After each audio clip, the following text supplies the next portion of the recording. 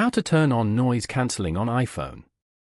To get started, first of all go ahead and open up the Settings application on your phone.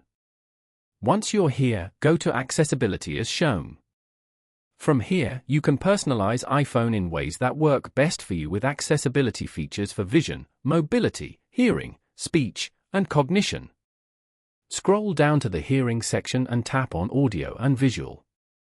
On this page, scroll down and turn on the Add Voice Isolation feature. This feature adds Isolate as an additional option to enhance dialogue. When used, dialogue is completely isolated for people who need maximum clarity.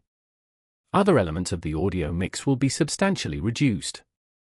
Following these steps, you can easily turn on noise cancelling on iPhone. Thank you for watching. Please leave a like if this tutorial helped you, or leave a comment below if you have any questions related to the video.